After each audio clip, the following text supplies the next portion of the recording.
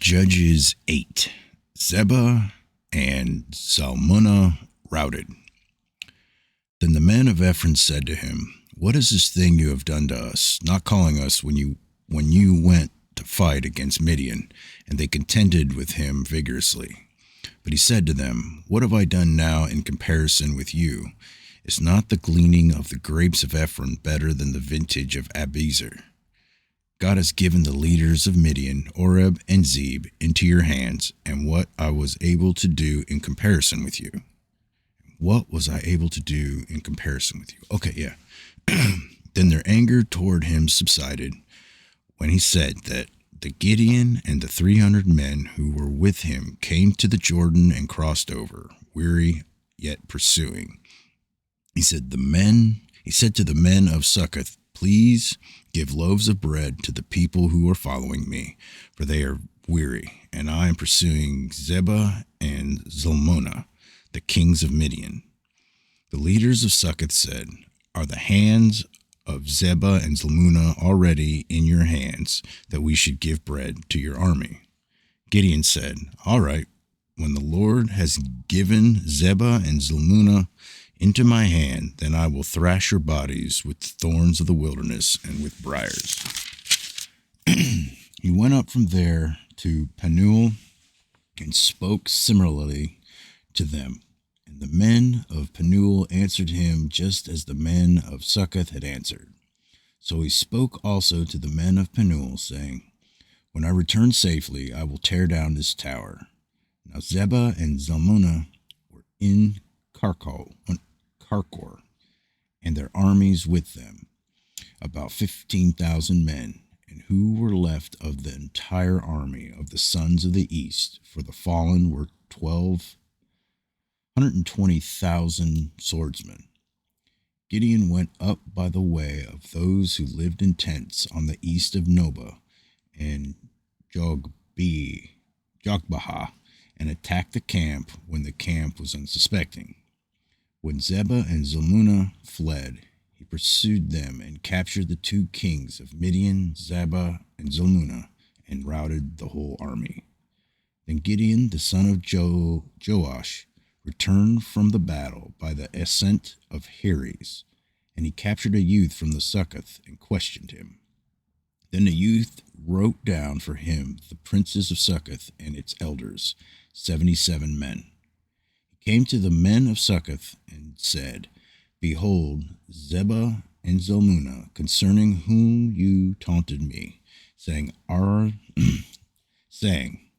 the hands of Zebah and Zalmunna already in your hand, that we should give bread to your men who are weary?" He took the elders of the city and thorns of the wilderness and briars, and he disciplined the men of Succoth with them. He tore down the tower of Penuel and killed the men of the city.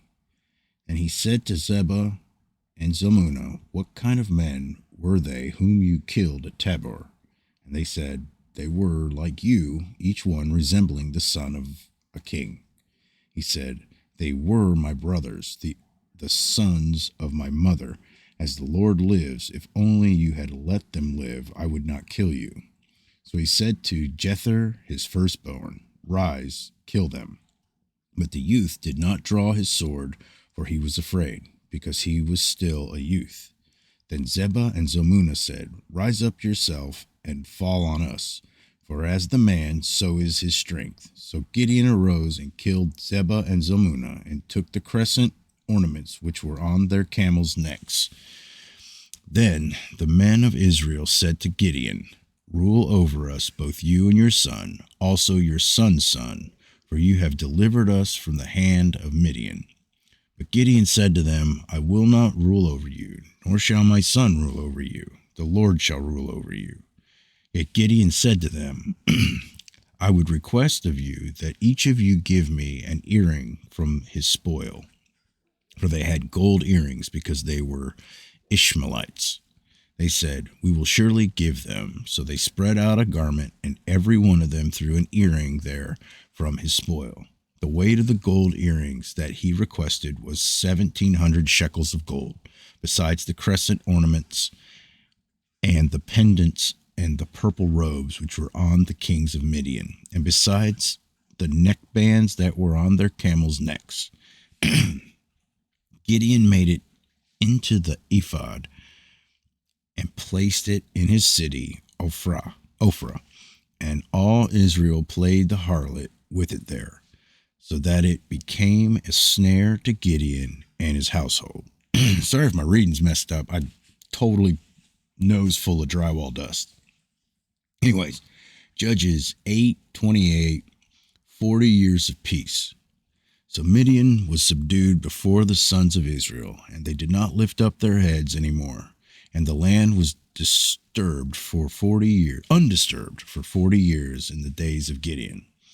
Then Jerubbaal, the son of Joash, went and lived in his own house. Now Gideon had 70 sons who were his direct descendants, for he had many wives. His concubine, who was in Shechem, also bore him a son, and he named him Abimelech. And Gideon, the son of Joash, died at the ripe old age and was buried in the tomb of his father Joash in Ophrah of the Abiezrites. Then it came about, as soon as Gideon was dead, that the sons of Israel again played the harlot with the Baals, and made Baal-berith their god.